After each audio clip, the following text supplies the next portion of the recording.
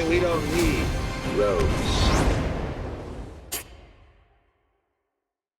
Mr. Thornton, I am going to start with you. I read a quote from a few years back where you said that you never intended to become a movie star, that it kind of happened accidentally, that music is what you truly love. So I want to start with a big, maybe a goofy question. Do you consider yourself an actor who knows how to play music, or are you a musician who knows how to act?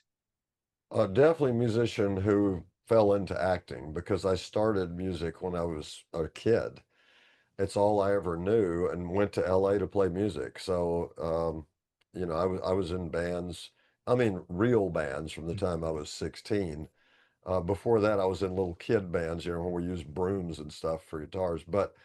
Uh, but I've been doing that, and then worked as a roadie for several years for several big bands, and so really just grew up in music and went out to LA and kind of fell into this accidentally, and over the years got used to it, and then became successful in it. So I'm very thankful. I feel blessed every day that even though I came up in music, this other thing came along, because it really was it's something I've really grown to love over the years, because I came to acting later, so yeah. Well, I have a follow-up question really quick because you mentioned being in music since you were a kid. Some of the most formative moments in my life that kind of made me who I am were moments where I discovered different bands, different genres of music in my life. So I was wondering if you could imagine that kid that was a roadie, that kid that was working in those kid bands, if he had stumbled into a concert of the Boxmasters and just went, "Wait, who the hell are these guys?" and made his way to the front of the stage, what do you think that kid would have said about you guys?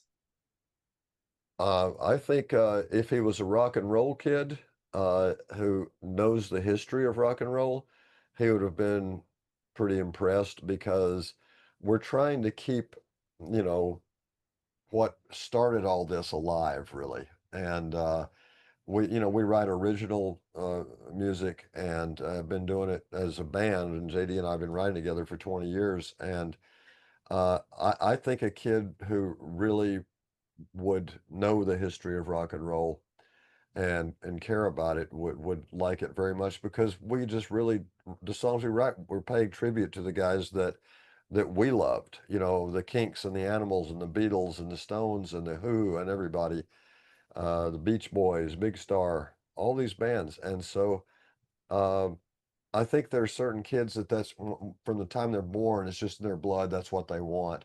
So when you see us, that's kind of what you see, you know. And that's why I love you guys, because I was raised on that music by nature of my dad. I grew up in Houston. My dad was a roughneck, so this is what he raised Oh, me on. So whenever I hear you guys, I'm like, Dad, this is what you wanted me to listen to. right. Mr. Andrew, if you don't mind, I know you guys, if I did my research right, you guys started playing together back in '07, working on Beautiful Door.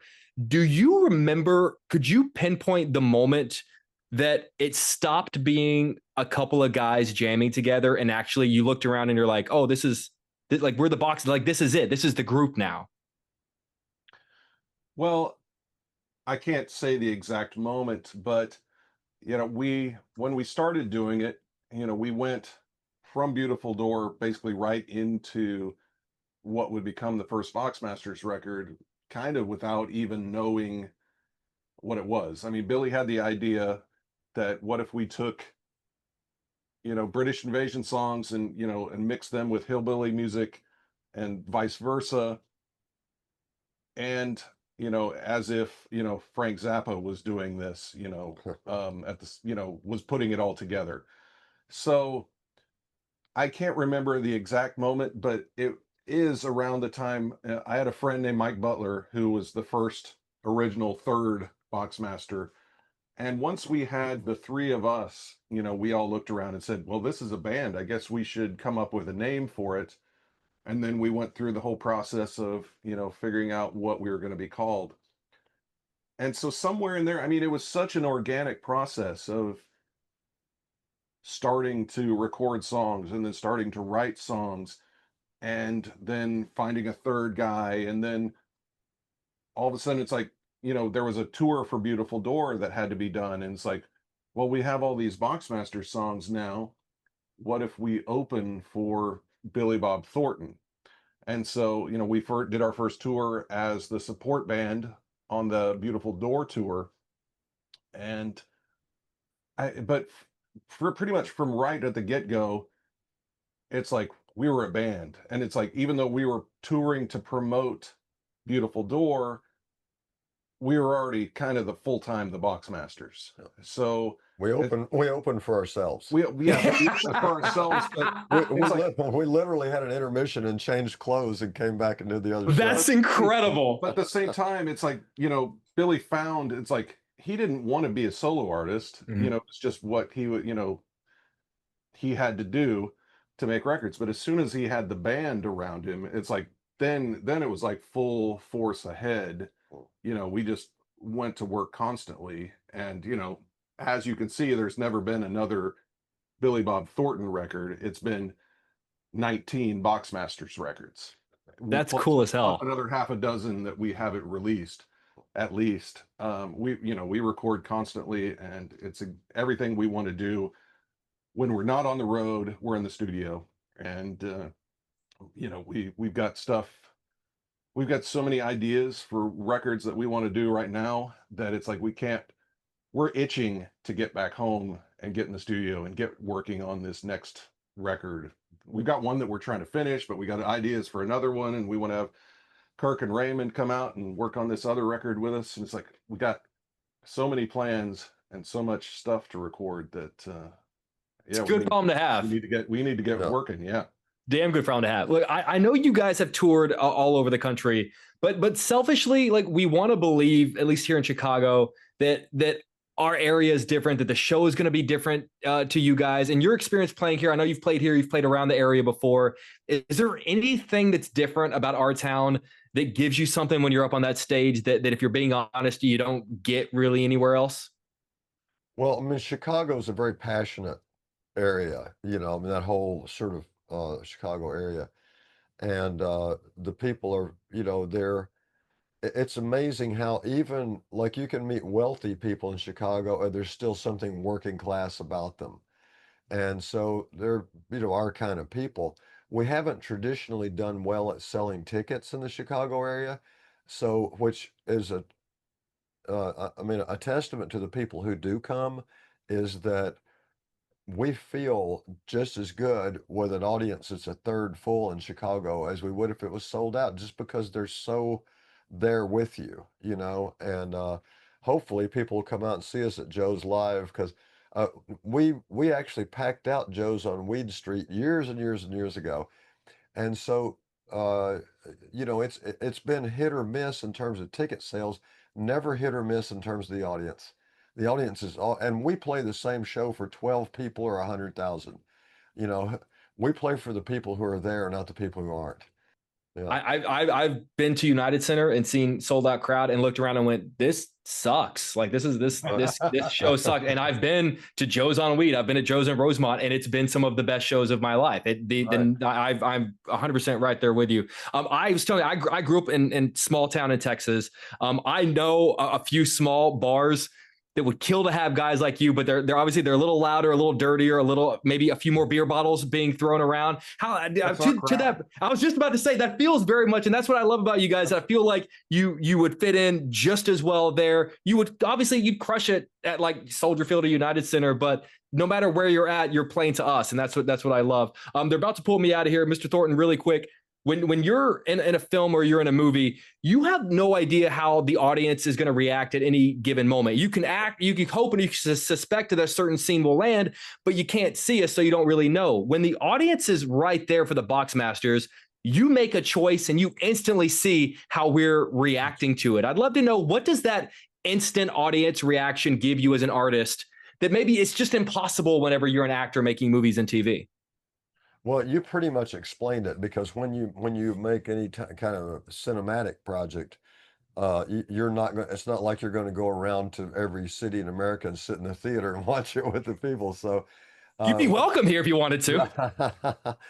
But when you're playing for a live audience on stage, it's you know instantly if they're with you or not, and if they're not, you just make sure that they are before it's all over with. I mean, like I said, we just opened for the Who for 2 shows. Oh, And so, you know, we were open in Miami and Newark, New Jersey with them. And that Who audience accepted us and made us feel so honored that they loved our kind of music because we're opening for a band who influenced us and we sound kind of like that. And so it wasn't like you had like a, you know, a pop singer in front of the Who or whatever it was. It was a band that was literally formed because of guys like them. And so uh, so we've been accepted by huge crowds, and when, like you said, when we play a little place, and you're from Texas, you know, Green Hall over in yes. Braunfels. Okay, Yes. we're playing Green Hall, which it sold out the first day. It went That's going to be a hell of a show. and we love that place. Yeah. I mean, it's historic, you know, the place and all this kind of thing. We play a place out of loyalty because, and you said you're from the Houston area, Mhm. right? Yes, sir. I lived in a town called Tomball, Sure. and Yes, sir. so there's a place there called the Main Street Crossing. It's only holds like 300 people. We Not play even that. It holds and 200 people. 200 people. But because we love Matt the promoter and we love the place, and I lived there. Regardless, we're playing all these big places around the country and the world, and yet every year we go to Main Street Crossing and play 2 nights. We do two nights every year because it's like you got to be good to the people who are good to you on your way up, you know. I always think of that Jack Lemmon quote: when you're at the top, you got to know when to send the elevator back down. I know you guys are talking about opening for the Who, but there are bands that are watching you guys that are going to be following in your steps someday. So I hope you guys know that you're influencing the next generation of musicians, because there's going to be someone out there in Tomball or someone at Joe's on Weed in Rosemont tomorrow night, and they might pick up a guitar because of what you guys are doing. So I hope you guys know that. We hope so. We certainly hope so. Anytime you can move people or, you know, further them in their lives or give them advice, that's what we're here for. And hopefully we have some of that for them. Well, you always do. Mr. Andrew, this was an honor to meet you, sir. I've never gotten the pleasure of chatting with you. And Mr. Thornton, you were always beyond kind to me, sir. You know how much of a fan of yours I am. You know how much I love you. And I'll see you guys out there tomorrow night. Excellent. All right, man. I'm going to come bang on your door and get you to let me back in. I want to see you guys. Seriously, let Arnold, you know Arnold, my publicist, over at Rogers and Cowan. Yeah. Let him know you're going to be there, and he'll get your number to JD, and we'll get it all sorted out for you. Oh, I'm bringing my girlfriend. Is that cool? Absolutely. Oh, that's awesome. That's awesome. Well, I will see you guys tomorrow night then. All right. Excellent. I love you guys. See you later. All right. See you, buddy. Take care, All right. Bye.